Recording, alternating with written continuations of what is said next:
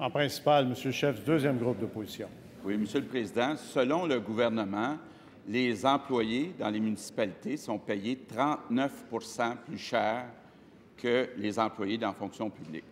Et qui paye la différence? Bien, c'est encore le contribuable.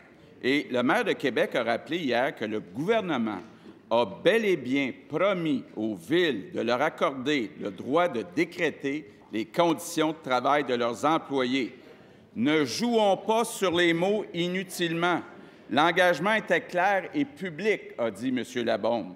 Et il a ajouté « L'inaction du gouvernement et son retard ont complètement pourri la situation. » Monsieur le Président, on commence à le savoir, le gouvernement n'accorde pas beaucoup d'importance, beaucoup de valeur à ses engagements.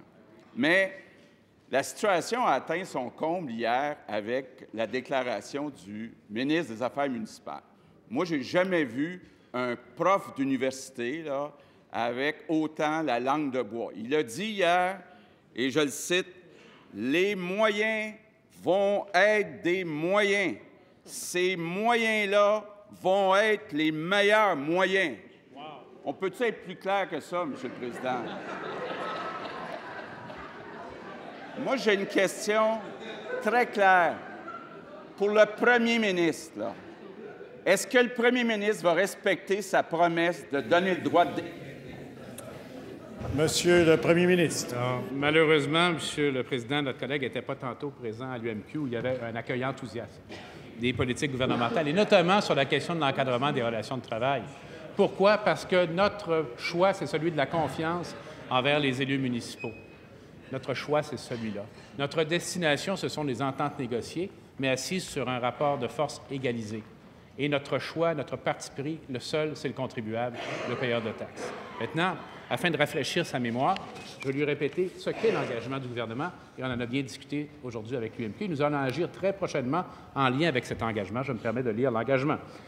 Le gouvernement examinera en consultation avec les intervenants du milieu municipal certains éléments du processus de négociation, du processus d'arbitrage de différends pour les policiers et les pompiers, la formation professionnelle, la gestion de la main-d'œuvre. Le gouvernement s'engage à présenter des modifications. C'est ça l'engagement. L'engagement, c'est d'égaliser le rapport de force. Il y a plusieurs outils possibles. Il est très important de choisir le meilleur outil. Et la bonne réponse et la bonne nouvelle, M. le Président, c'est que le milieu municipal est d'accord avec nous. Ils veulent même collaborer avec nous pour préparer ce projet de loi, nous donner des indications de ce que serait le meilleur outil, un outil légal, autant que possible, M. le Président, pour égaliser ce rapport de force-là. Il me semble qu'on pourrait également s'entendre là-dessus. Mais notre choix, c'est le choix du contribuable. Mais la différence, c'est que notre action, elle est équilibrée, réaliste et raisonnable. Première complémentaire, M. le chef du deuxième groupe d'opposition. Monsieur le Président, le premier ministre nous cite un document où, effectivement, les mots sont très flous. Moi, je lui parle de sa déclaration publique, la déclaration publique de son ministre, il y a quelques mois. Il a promis clairement au ministre, à moins que M. Labaume soit aux côtés de ses pompes, et les autres maires des municipalités, il a promis de donner le pouvoir de décréter aux maires des municipalités les conditions de travail de leurs employés. Va-t-il, oui ou non, respecter sa promesse? Monsieur le premier ministre. Alors, je ne suis pas sûr qu'il est à côté de ses pompes. Je pense qu'il ne se rend pas compte de ce qui a été dit et de l'engagement précis qui a été pris et qui a été répété devant M. Labaume, qui en est fort heureux, en passant, et qui va collaborer avec nous dans l'élaboration du projet de loi, qui est celui de rendre le rapport de force plus égal. Pas de favoriser un côté plutôt que de l'autre. Ce qu'on veut favoriser, c'est les intérêts du contribuable, mais de faire en sorte que le rapport de force soit égalisé. Alors, on va légiférer. Ce qui le déçoit, en fait, c'est que sur cette question de la défense du contribuable, on est loin, bien loin en avant de lui. Deuxième, s'il vous plaît. Deuxième complémentaire, M. le chef du deuxième groupe d'opposition. Monsieur le Président, je regrette de dire au premier ministre que tous ceux qui étaient présents tantôt pour son discours m'ont dit qu'il y avait eu des applaudissements très tièdes, puis que M. Labaume n'est pas content, puis les maires ne sont pas contents. C'est ça la réalité. Quand va-t-il comprendre qu'il faut donner des pouvoirs aux élus, pas à des arbitres, aux élus? Pourquoi ne fait-il pas confiance aux élus puis de leur donner le pouvoir de décréter les conditions de travail? Monsieur le premier ministre. Un des problèmes de mon collègue, c'est qu'il n'écoute pas les réponses.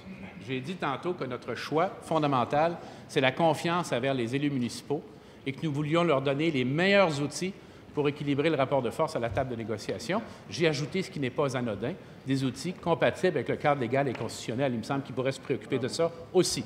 Maintenant, il y a plusieurs possibilités d'action. La bonne nouvelle, c'est qu'on va le faire avec les gens du milieu municipal. Et je peux confirmer, Monsieur le Président, que le milieu municipal est très content des actions et des orientations du gouvernement, qu'il les soutient activement et que ce sont nos véritables partenaires. Ce n'est plus des créatures, Monsieur le Président, du gouvernement, c'est de véritables partenaires, de véritables gouvernements de proximité. Et on va mettre en place tous les changements nécessaires pour que ça se fasse.